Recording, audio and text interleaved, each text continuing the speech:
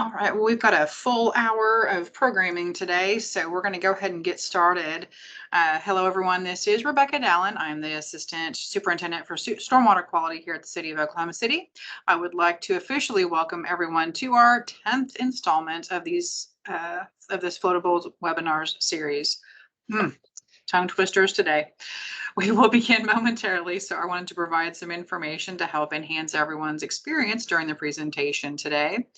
In order to reduce background noise, we ask that everyone keep themselves muted during the presentation. So if anyone has any questions during any part of this, feel free to type it into chat. Brooke, Varick, and I will be monitoring chat for questions, and we'll have our speakers answer as many questions as we have time for today. If anyone would like to receive a certificate of attendance, please send an email to one of our staff members, Heavenly Mendenhall. Send her an email, and I did just post her email address into chat, so you'll have it handy. Each of the presentations in this webinar series will be available within a week or so after the scheduled webinar date. It'll be on our website under Stormwater Workshops in the section called Our 2021 Floatables Webinar Series. And of course, this is the October edition. I will post a link to that later today in the webinar chat. So if anyone has any need or interest in watching the recording, feel free to reach out to that within a week, in about a week or so. If anyone has any questions at this time, feel free to type them into chat. Without further ado, I will begin a very short Floatable Series welcome presentation.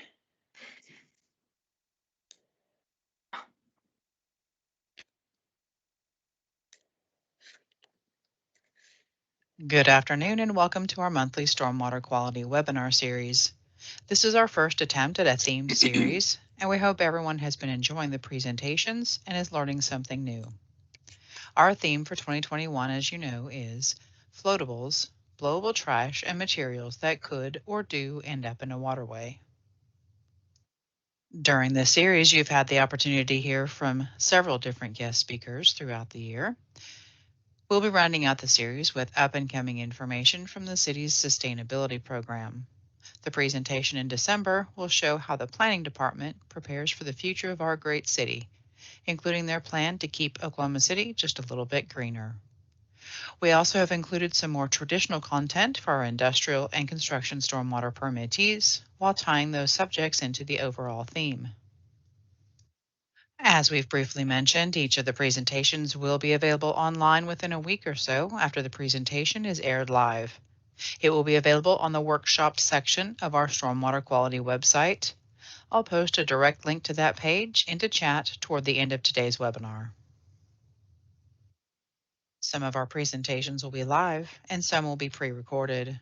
We do our best to provide as much detailed, accurate information as possible while also working with the presenter's strengths and their schedule. We live and work in a beautiful community here in Oklahoma City. For more information about stormwater, what we're up to, and local regulations, be sure to visit our website. All right, today we're going to hear from two speakers. Up first will be Monica Walls. Monica joined the Oklahoma City Stormwater Quality Division in May of this year as the new Environmental Unit Supervisor for the Construction, Permitting, and Auditing section. Monica holds a Master of Science from the University of Oklahoma and a Bachelor of Science from East Central University. She brings 27 years of environmental health and safety experience to this organization. During her tenure, she has provided HSE support and guidance to organizations in general industry, agriculture, oil and gas, and the government. When not at work, Monica is spending time with family and friends, attending sporting events, and enjoying the outdoors. Up next will be Jordan Holtgren with the DEQ.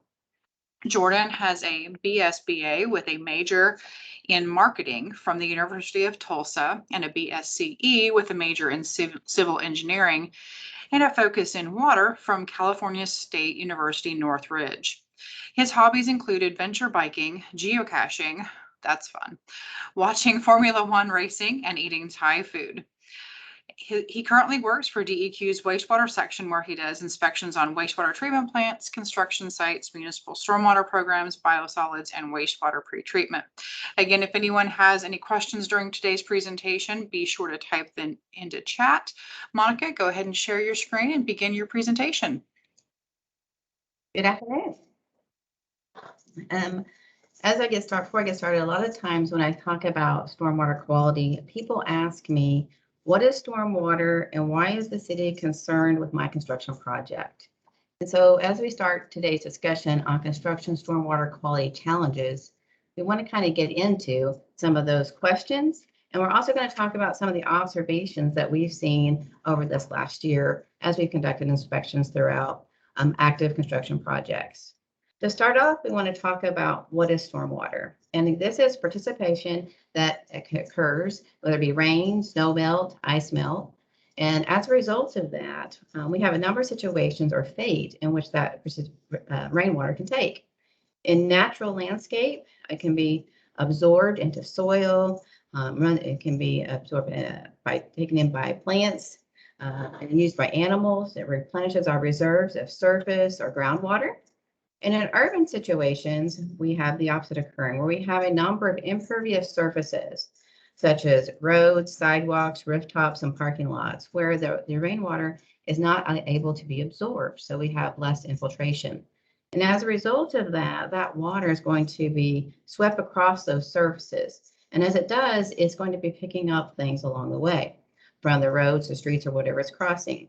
And so we need to take a look at what that stormwater runoff is picking up and carrying off to our bodies of water. So in doing that, we want to take a look at potential pollutants that could be present from trash, chemicals, sediment, anything like that, that in that flow, that path of travel, it picks up and takes us to a body of water. Therefore, to protect our lakes, rivers, streams, and streams, we want to implement what's called best management practices. And a lot of times you'll hear these referred to as controls also. And we want to use BMPs to filter out pollutants and to prevent them from getting into our bodies of water. So today we're going to be focusing on a number of key concepts associated with construction activities and BMPs, best management practices, to prevent pollution from stormwater runoff. So where does our stormwater go? We all know from the last slide, we talked about more impervious surfaces, the more runoff we have. So therefore, we need to take a look at where it's going. And it's being directed into drains, where we have going to our rivers, lakes, and streams. And it's doing so by going through stormwater drains that are underground piping system, or we have situations where it's running off directly into creeks and rivers, being untreated and unfiltered.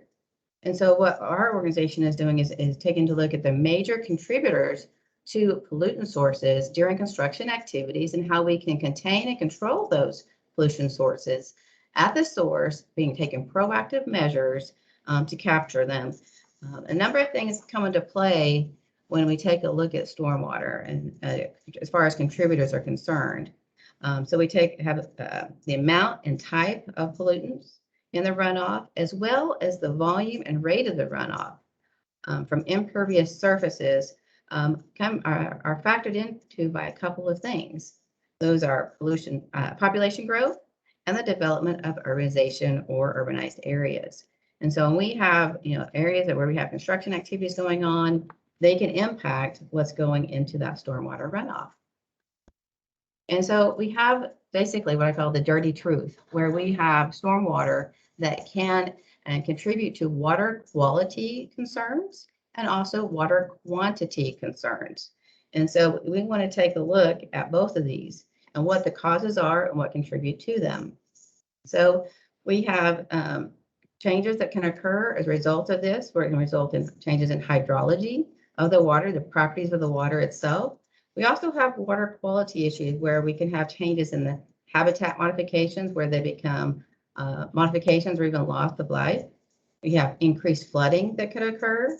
We have decreased aquatic biological diversity, where some type of aquatic life may not be able to sustain the stress added to it from these pollutants.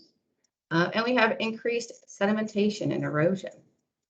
So different types of contaminants that can fall into this category include oil and gasoline, fertilizers we use to fertilize our yards and promote grass growth. Also, when it runs off, it can also promote growth in a body of water. We have pesticides that used, again, can cause damage, be toxic to aquatic life or vegetation in the area. Soil and sediment, you'll see us talking about that quite a few as our observations we've seen over the last year during our inspections. Sediment can clog the gills in fish. It can result in reduction in stream channels, lakes and reservoirs. They can affect the flow of the water itself. It can impact negatively the plants that are living in that area and also the aquatic life. We also have grass clippings, pet waste, a number of things kind of fall into this category that anything that's added to the water can cause harm, and we want to protect that. And this year, as Rebecca mentioned already, we've been talking about floatables, and that's our 2021 focus. And so my question to you is, what are floatables? And here we're talking about something that was defined by the Beaches Environmental Assessment and Coastal Health Act back in 2000. And basically, they define this as any floatable material that can float or be suspended in water. In that case, we have a number of things that can fall into this category that we use and can see on construction sites. Plastic, wood products, bottles, paper products all fall into this example. And a lot of times, these items are the most visually polluting, right? Residents and area individuals and neighbors see these very quickly. It draws their attention to the eye. And so those are going to be called upon and as a concern for a number of other pollutants that are identified by the National Pollution Discharge Elimination System that can't be seen. Those fertilizers we talked about, the pesticides, the oil and the grease that can cause sheen on water. But floatables are important. They are just as dangerous and a concern to us as those other contaminants that we identify as pollutant sources. They can clog our water streams or our entryways and result in flooding. And so a lot of times too, you're going to hear some different terms. You'll hear floatables and blowables because obviously they can be blowing offsite to neighboring properties and with Oklahoma wind. So what are your thoughts? Let's say on your chat, go ahead and put in here, are floatables an issue in Oklahoma City? What are your thoughts? And I can't see chat right now. So giving everybody a few minutes to type that in. So overall, as we have that as a focus area for the year, it's definitely a problem in Oklahoma City. And these are some of the examples that the environmental technicians have observed and found as they've done their inspections. So my question to you, which I'm not going to ask you to put in chat, is, are floatables an issue on your project? Each permitted site should be conducting regular inspections and noting opportunities for improvement. And one of the items we should be looking at are floatables, right, or blowables. Permitted sites are required to prevent litter and construction debris from becoming a pollutant source and entering our bodies of water. So there's several things you can do in that regard. You can do screening at your outfalls, but another very good and common practice that should be used and is easy to implement is picking up litter and debris daily. So there's a number of additional household items that we can do to proactively manage floatables, and that is good housekeeping. So in the chat, provide an example of a construction waste. All right. And Jimmy, Melanie, can you guys name out some of the ones that you're seeing posted? I cannot see chat.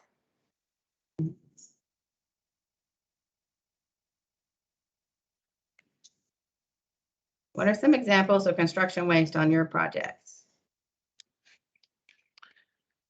So we had several people that mentioned that they did agree that floatables are an issue here in Oklahoma City, and then some examples of construction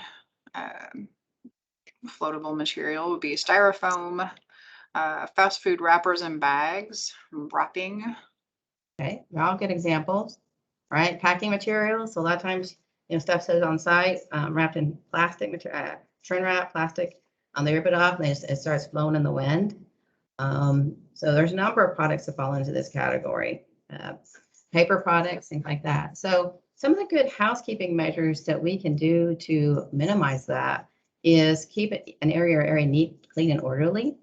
Stack materials, have the materials off of the ground on pallets. Make sure that we label and close containers when they're not in use. Provide waste containers, and then you want to make sure you have the number and the size sufficient to handle the anticipated amount of waste you're going to have as a result of your project. When those containers are not in use, make sure they're closed, covered. If you have a situation where you have a container delivered that does not have a lid, all right, we still need to take measures to protect that material. So cover it with a tarp, a cover, place it in under where it's protected from the elements. Worst case scenario, put it on secondary containment. These are all measures you can take, again, to proactively manage your waste. We want to make sure also that we designate specific areas for your products, your waste, and your recyclables. Take a look at where you're storing them on site. You don't want to set them right next to a ditch or waterway and a stormwater inlet drain, so that you make sure if you do have something occur, right, that we're able to have time to contain it and clean it up before it reaches the waterway. Secure portable toilets. Okay, we want to make sure they're secured, again, not in a high traffic area where they can be hit by a forklift, a vehicle, or anything like that. We want them secured in case we have some of these storms like we've had recently, that you can, again, that they're not knocked over, kicked over, where we have a potential spill or release. And also implement regular pickup schedule for your trash, recyclables, or unused products. And here we're talking about, if you have a situation where your dumpsters are full, employees and contractors, they need a place to put their waste, or they're going to find a place. And it could be all over the project site. And that's something we don't want. So picking up our litter, our debris daily, making sure we have space in the trash receptacles, all good practices for good housekeeping. Basically, the whole approach here is that if we want to have a place for everything and everything to be put in its place. And that includes our waste, our products, so that we're able to manage those proactively. So, we talked a little bit about floatables, and they are an issue in Oklahoma, but there's a number of other things that we've observed. We have a group of 6 environmental technicians that conduct stormwater quality inspections on construction sites. They provide technical assistance, coaching, and mentoring during that process.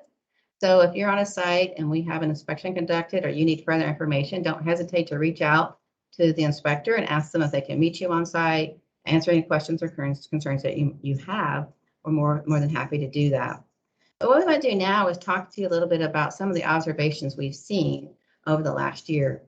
And we have a couple of them. I'm going to start with one of the first observations that we've seen, and that is we have a number of sites where individuals are performing land disturbing activities without a permit. And this type of situation, we have in someone who is changing the land that results in either soil erosion from water or wind, or the movement of sediment into the community waters on land or onto roadways. That is how we are defining land disturbing activities. And this can include different types of tasks where we're clearing, dredging, grading, excavating, stockpiling, or even filling soil or earth materials. So if we're doing any type of these activities, we require a permit. And a lot of times I think there was confusion on the exemptions where we did not have to have a permit. And our code specifically lays out several examples where you do not have to have a permit. It's exempt. If we are conducting individual home landscaping activities, if we are constructing a single family residence on a lot that's less than 1 acre that is not in a subdivision. Again, that's the key part there on that exemption, is not in a subdivision. If we are performing individual service and sewer connections for a single or 2 family home residence. Any agricultural, forestry, dairy, livestock, or poultry management of farm building construction. If we are installing, maintaining, or repairing an underground public utility line, that is also exempt, along with the construction, repair, or if we're building railroad tracks. So if we have land disturbing activities that are not one of these exemptions, then the code requires us to get a permit with Oklahoma City. And then we have a threshold, and we have Jordan online with us from DEQ, that if we have projects that are over 1 acre, we also have to permit with the state. And so we want to make sure, how much disturbance you have for your product, the scope of your product, to see if you need to permit with Oklahoma City and the state, or just with Oklahoma City. The second observation we have is when we have too much soil exposed at one time. And here we're talking about a situation where we have large areas that are cleared, maybe a steep site is graded, or we have a situation where the site is consistent of highly erodible soil. And so that's a big concern also. And Jimmy's with us online today, and he's seen some of this in the field, and he has some tips too on how we can avoid these type of scenarios and how we manage these type of sites. Jimmy? Yeah, one of the things that I'm noticing out there in the field is I'm seeing that these large developments are not doing phase grading, which is when permittees only disturb part of a site at a time to limit the potential for erosion from dormant parts of the site. Grading activities and construction are completed and soils are stabilized on one part of a site before grading and construction begins on another portion of the site.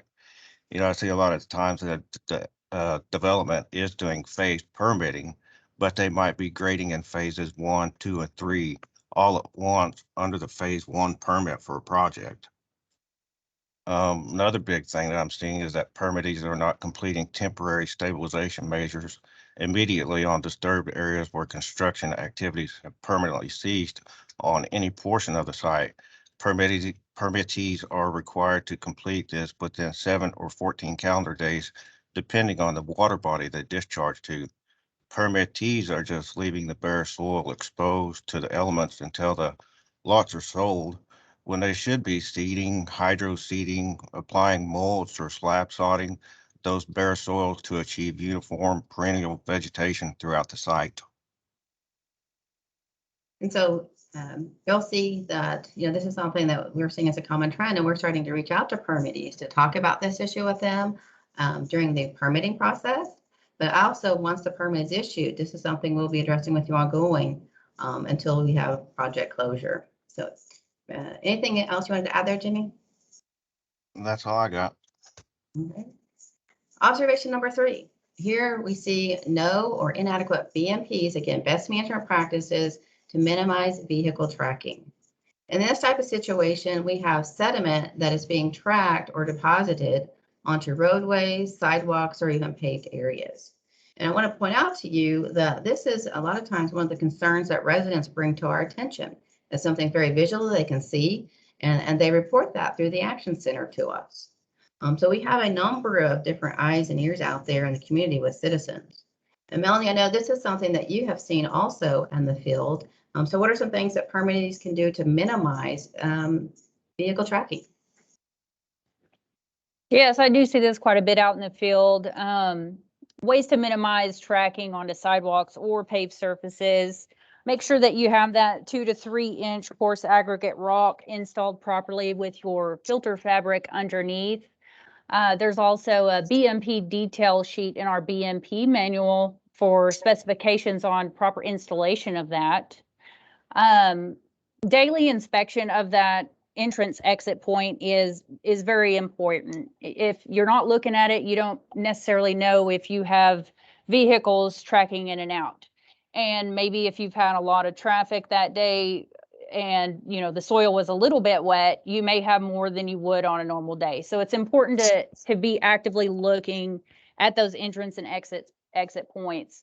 Another common problem is, like in subdivisions, you will have vehicles that will just pull up into lots and then pull back out onto the street, as opposed to using a designated area entrance or exit point that has the gravel with the filter fabric.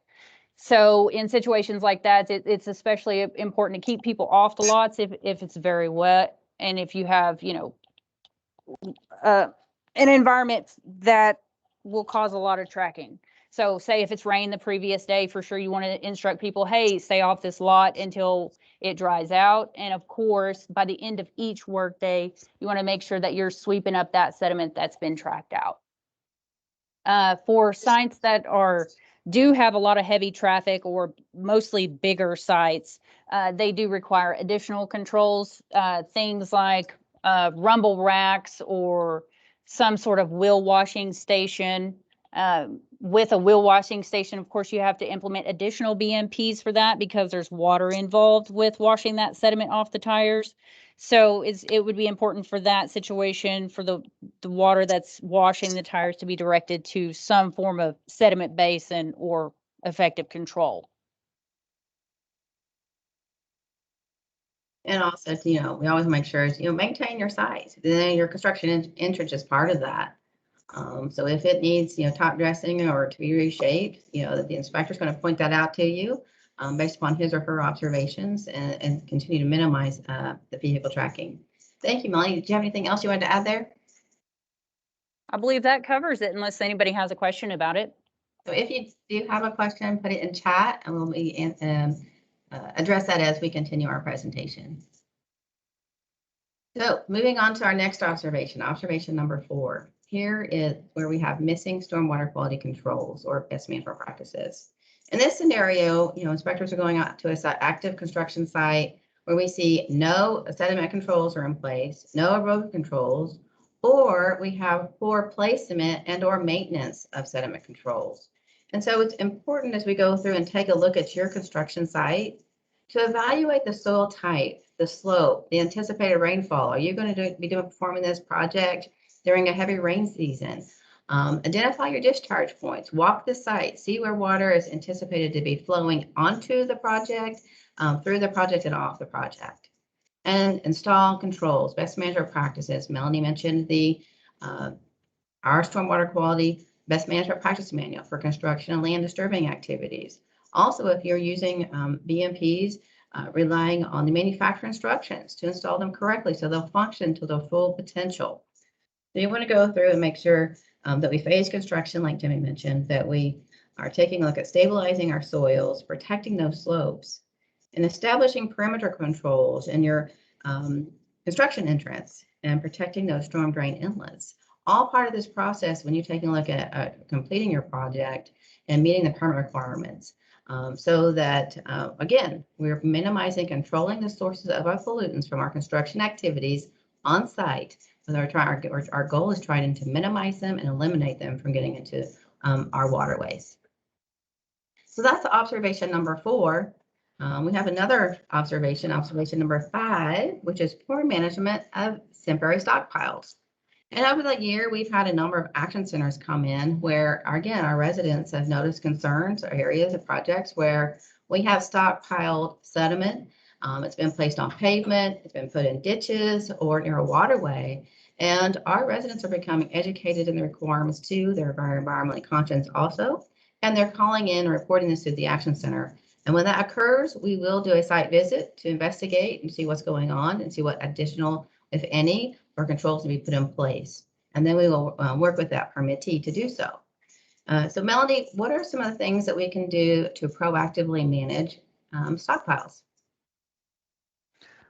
Firstly, you want to make sure that it's stored outside of any sort of natural buffer or like a creek bank, for example, or out of the buffer of a constructed stormwater conveyance like a flume. You don't want to set the stockpile directly on the flume or the bank of the water body because once the rainfall hits it, it's just going to, take the path of least resistance and most likely flow into that water body. It's also important not to store it on concrete. Same sort of behavior. Once the rainfall hits it on that impervious surface, it's basically just going to grab that sediment and it's going to roll off. If it is, say, on a lot for example, that has a slight slope, you can put some sort of perimeter erosion control, meaning a wattle, a silt fence, triangle silt dike, or fiber roll on the down gradient side of that stockpile to minimize runoff.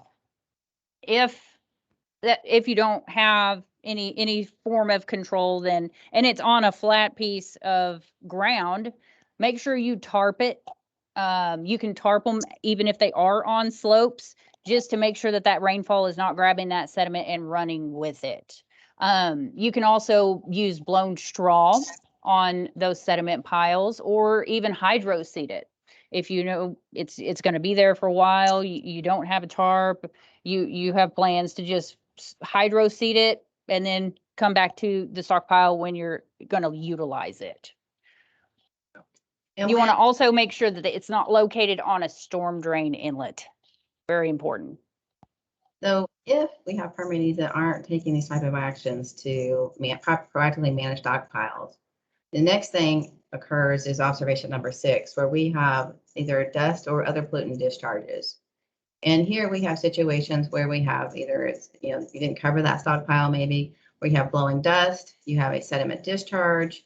Other things that fall into this category are concrete wash discharge, blowables or flowables, or even a chemical spill fall in this category. And so there's a number of things that we can do to proactively prevent these type of incidents from occurring. First of all, close waste containers, lids, or covers when they're not in use.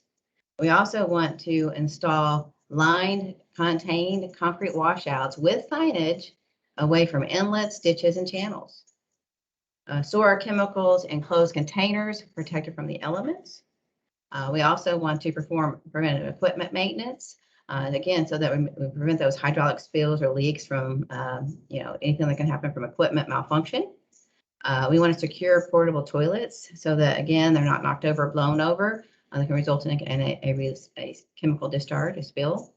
And place spill kits in designated areas where, on the project site where you could have a spill or incident occur. So you're able to go get that spill kit, contain the spill or release quickly and efficiently, so before it has opportunity to get to a waterway. And then for dust, we want to control dust, so practice dust suppression techniques also for watering, dewatering, things like that. If you have a very Oklahoma windy day, you have activities where you're doing grading or dust creation. That is another item that residents are reporting to us when they have concerns, and observe that from being impacted personally, or they're seeing it as they're commuting around the city.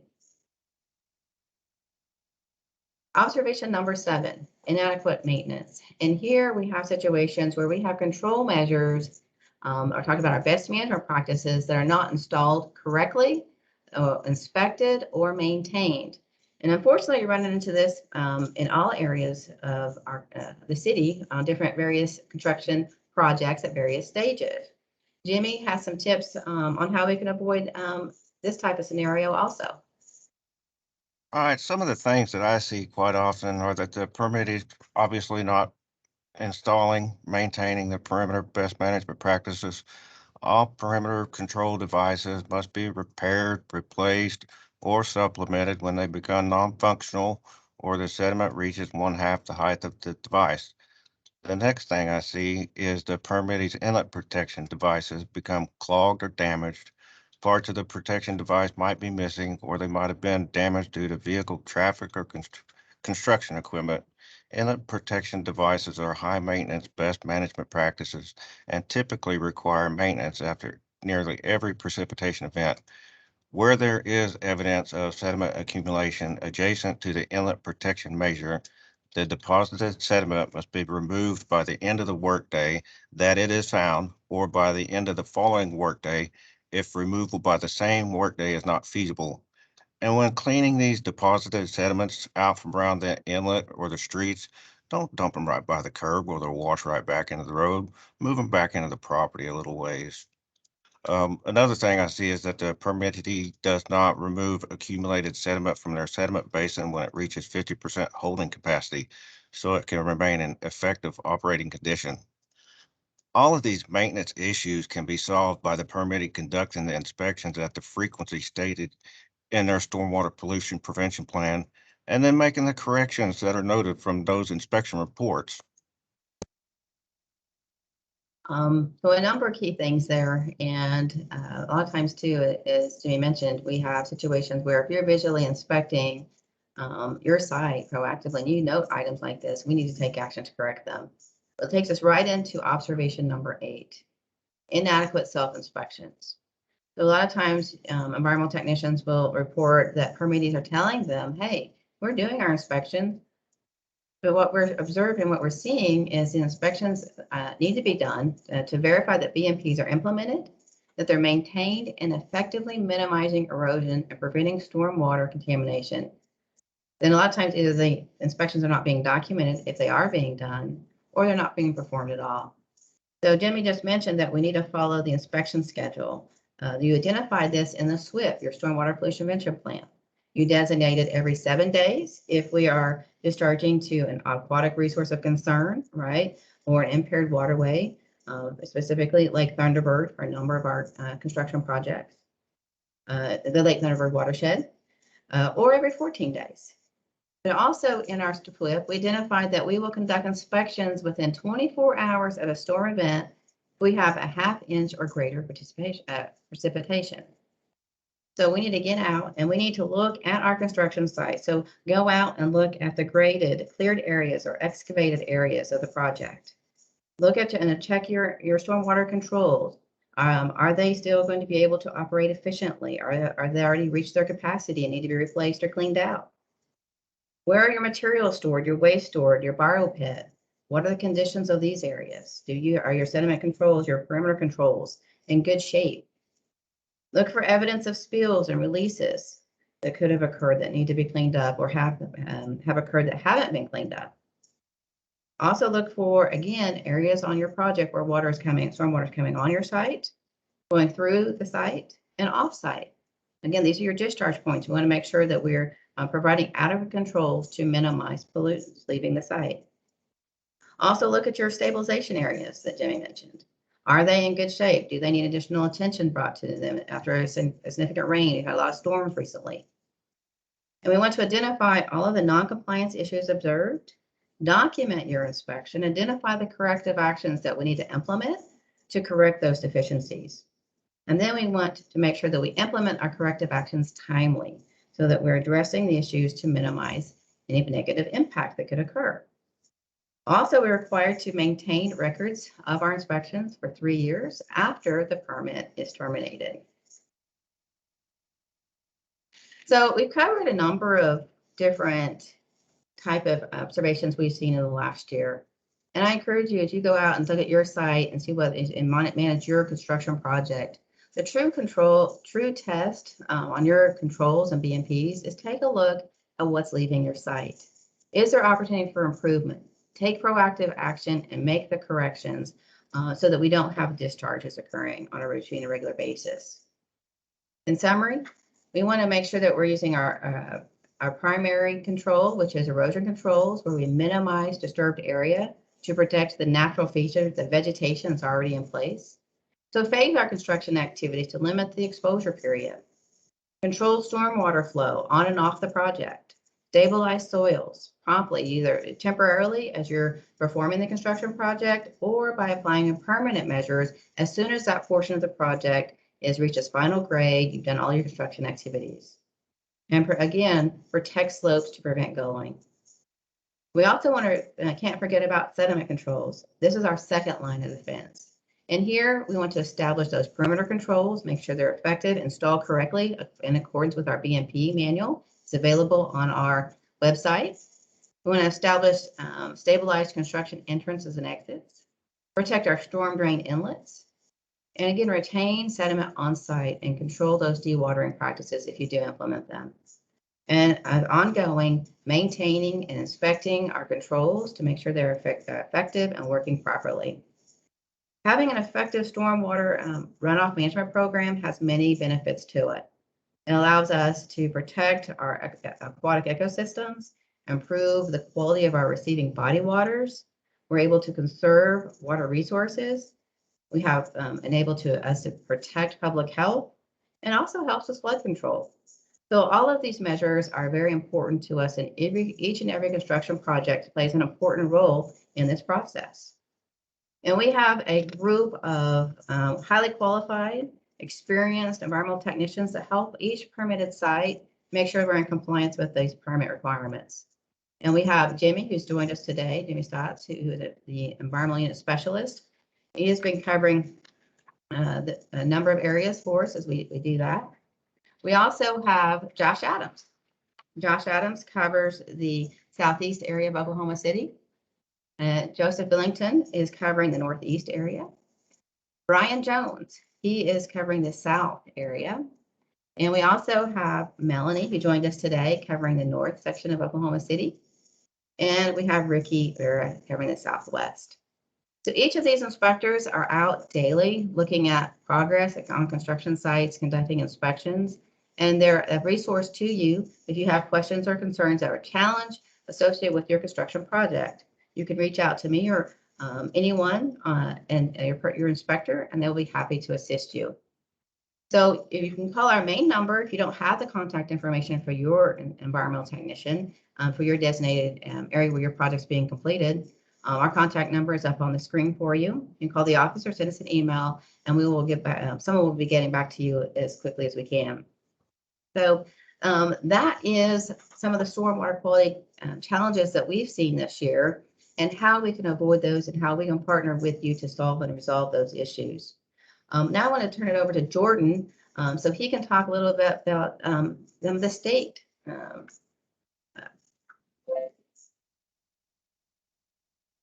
Items.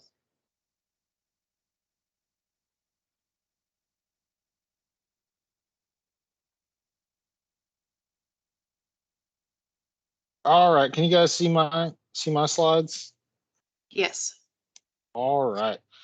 So thanks, Monica. That was an awesome presentation. I really appreciate you helping out. And hearing a little feedback. Am I good? Okay. All right.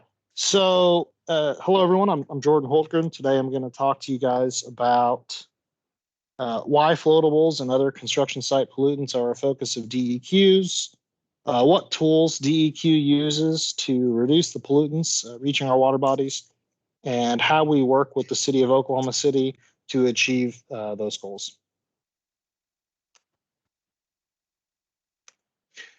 So first up to start, there is some promising news coming out of the Pacific Ocean. The Ocean Cleanup Project, I'm not sure how many of you guys are familiar with them, but they have been testing some prototypes the past couple of years, and they just had a successful launch, I guess, or a successful event where they cleaned up 20,000 pounds of trash from the Pacific Garbage Patch. It's a new prototype device, and I don't think that they got all the bugs worked out, but it's very exciting news. While they and others are working on removing the estimated 5.5 billion tons, that's 1.1 times 10 to the 13th pounds of plastic floatables in our oceans. We here in Oklahoma work to minimize what gets added to that total. Now, I know that some of you are thinking, Oklahoma City is 500 miles from the ocean. How could floatables in our streams make it there? Well, given enough time through the magic of watersheds, all of our rivers in Oklahoma do eventually feed pollutants into the Gulf of Mexico. So why does that matter? If sediment and construction site debris reach our water bodies? Monica covered it pretty well when she went through the effects that construction debris and dirt can have on our environment. However, if you're an environmental nerd like me, highly recommend you do an EPA search for this document called EPA 821R09012. It's 374 pages of narrative, and it'll give you a week's worth of nightmares on things like algal blooms, polycyclic aromatic hydrocarbons, and bioaccumulation, among other things. So now that we know the why, let's talk about the tools that DEQ uses to minimize the pollutants. We have two permits. The first is the OKR-10, which has many requirements that are very similar to Oklahoma City's construction general permit. So I'm not going to talk a whole lot about that because Monica covered it pretty well, but I am going to talk about Oklahoma City's individual permit. It's an MS4 permit. Most of you are not familiar with that. That's okay. I just know that the state requires that 50 some odd cities / counties in Oklahoma have stormwater programs. And Oklahoma City's program is a little different than most of the others because they were our first one that we were required to do special things. And two of the things that I'm going to talk about are are the construction site runoff requirements in Oklahoma City's permit with DEQ and their floatables permit with DEQ. So the first thing that they had to do under section 4 there is implement/continue their construction site runoff pollution prevention program through permitting, inspections, and investigations. They need to regulate the runoff of construction sites, including using ordinances and enforcement. And they also need to have a program that does public outreach and annual workshops like this. Their floatables program, they're required to study, update and study targeting control structures for floatables, include all that information in an annual report they send to me every year, and I look at all their numbers. Continued floatable debris monitoring program for capture and categorization at 21 monitoring locations, continuing maintenance as necessary, and then reporting all the floatable debris removal quantities in cubic yards, and also putting that in the annual report. So what happens if, say, for instance, a city like Oklahoma City refers a construction site to DEQ? It happens occasionally, not a whole lot in the city of Oklahoma City, but it does happen a decent amount in the other metro cities. So what happens? Well, we ask the local inspector, whether it's Josh or Jimmy or Ricky or any of the other ones, we ask them if they can forward to us inspection reports and photos of the site.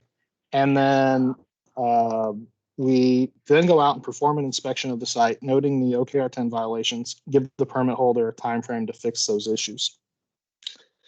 So what happens if the site is not fixed within the time frame that they gave us? Well, next step would be that we would issue a notice of violation. And that notice of violation is like a formal notice. It's a couple-page document, very legal language. It gives the permit holder a time frame to comply, and it requires that the permit holder respond to DEQ in writing to the NOV, saying what they did and what their plans are to make sure that they're staying in compliance. Okay, so after that happens, we'll go back out after we've read their NOV, if and the time frame has passed that they're supposed to respond to the NOV. We'll go back out and see what's going on. The options are we can close the NOV if everything's looking really good. If they tried and they're not, quite there, but they put in a good effort, we'll probably give them what's called a will monitor letter. So we'll decide a time frame to for them to be in compliance and stay in compliance, and we'll just come back out semi-regularly to make sure that that's happening. Or if it just looks really bad and it's like they didn't try or they don't know what they're doing, we'll probably go to a consent order, which would include penalties, cash penalties. And so what kind of penalties do we have? So for those of you that are aware of the OKR 10, this area that I'm going to be referencing is in 6.1 of the permit. And they include 6.1.1 negligent violations, knowing endangerment, false statements. As long as I've been at DEQ for about 2.5 years now, we haven't really used any of these violations when we've written people up. But that's not to say that we couldn't. It's just that we haven't used any of these specifically. But like a false statement might be, and Monica kind of talked about it, inspection reports that are not accurate. That is something we could potentially be going after people for in the future. Civil penalties, this is usually the one that we'll use when we fine people. And it's just important that you guys know that civil penalties are not to exceed $10,000 per day per violation. So if you've got, a problem on one part of your site, if you got a problem on one part of your site, sorry, can you guys still hear me? Yes. Yeah, okay, sorry. Someone from Oklahoma City called me, so I'm like, am I not? What's going on? All right. So if you got, I don't know, for instance, your silt fence on one part of your site fell down and it's not working.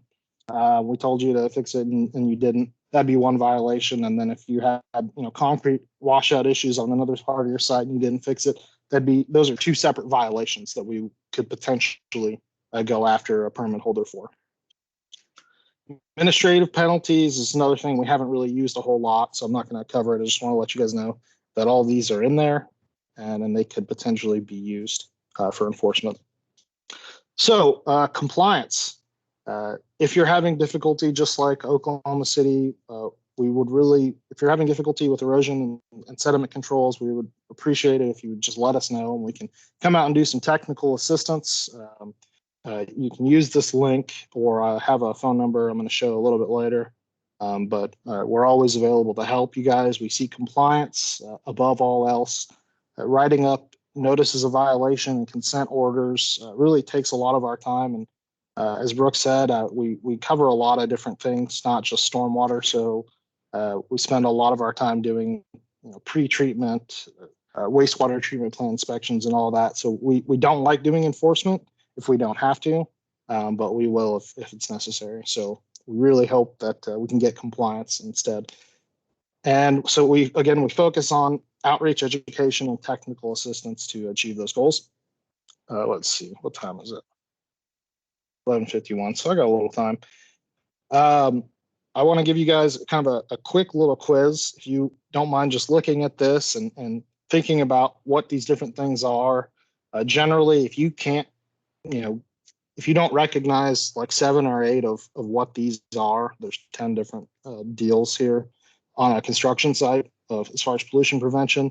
Highly recommend that you take a class, whether it is Oklahoma Water Surveys class or a SISEC class or SESI. There's, I don't know, probably a dozen different stormwater certifications that you can get out there. Some are half-day classes, some are full-day, some are 2-day classes. But it's always a really good thing to do, and it adds to the resume. So I'll just kind of go over these real quick. I got this actually from the EPA's small lot SWIP guidance. And so the first one, it probably isn't something that a whole lot of you are familiar with. Number one is protecting your trees and your vegetated areas that you don't want to get disturbed on the site. Number 2 is stockpile protection. 3 is Monica talked about it. Also is kind of what did she call it? Why can't I think? Anyways, protecting your stuff on site, your chemicals and good housekeeping. Good housekeeping. 4, good housekeeping. 4 is making sure that your trash is picked up and you've got a cover over the waste bin during rain events. 5, and that one's a little harder to understand, but it's just the silt fence or sediment barriers on the downslope side of your sites. 6 is inlet protection. 7 is concrete washout. 8 is track out. 9 is like a sign with your SWIP contact info, NOI, etc. And then 10 is stabilization, just not going in and grading parts of the site that you're not going to be working anytime soon. So that's pretty much all I had for you guys today. I will leave up this deal here that has our contact info. I'm in a new section at DEQ. It's the Municipal Wastewater Enforcement section, and we will have 8 people under Miles. He's our manager. We currently have a vacancy, so we only have 7, but we will have 8 people eventually doing all those things that I mentioned before. So if you have any questions, I guess you can type them into chat and I'll try and answer them. Thank you. Oh, thank you so much, Jordan. And Monica, thank you for your part of the presentation as well. Jimmy and Melanie, you guys did a great job also. Thank you all so much for that great information. I don't see any questions in chat at this time. So I think we can just keep rolling. If anyone does have any questions, we will be keeping an eye on chat here for the next several minutes. So if you think of something that you'd like to ask, feel free to pop that into chat. As a reminder, if anyone would like to receive a certificate of attendance for today's presentation, please send Heavenly an email to request it. We ask that you don't request those certificates in chat because we may not have your email address linked to your username on Teams. But we should, if you send that email, we should be able to get those certificates out hopefully this week. As I've mentioned, a recording of today's presentation will be available on our website in the next week or so. It's usually in the next day or so, but since I don't control the schedule of those who actually upload that, I just give it a week. So, but do keep an eye out on our website, and I'll post that link into chat as well. So you can hop directly over there if you want to rewatch this recording.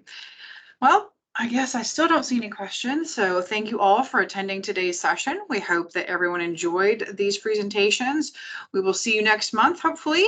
Our next session will be November 16th at 1 p.m.